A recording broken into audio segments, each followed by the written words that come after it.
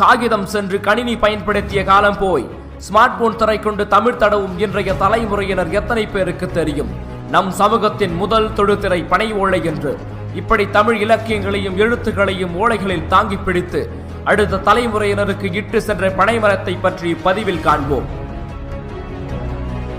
காய்ந்த இலைகள் குடில் கூரைகளாகவும், காயும் வெயிலில் விசிறிகளாகவும், அழுகும் குழந்தைக்கு ஓலை கிளுகிழுப்பு, ஆடிப்பாடி விளையாட பனங்காய் வண்டி, விரித்து அமர ஓலைப்பாய், விழித்து மகிழ ஓலை பட்டாசு, கூடைகளை செய்து கோழிகளை அமுக்க, கற்கண்டு கற்பட்டி கிழங்கு என உணவாகவும் பயன்பட்டது.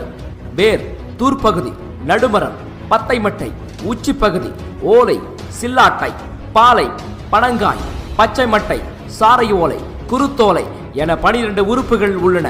இந்த உறுப்புகள் ஒவ்வொன்றும் ஒவ்வொரு பயனை தரக்கூடியது. பனை மரத்திலிருந்து கிடைக்கும் பொருட்களை முழுமையாக பயன்படுத்தினாலே போதும். வழக்கத்தில் இருந்த பனை தொன்னைகளும் பாய்களும் பிளாஸ்டிக் பொருட்களாய் மாறியது.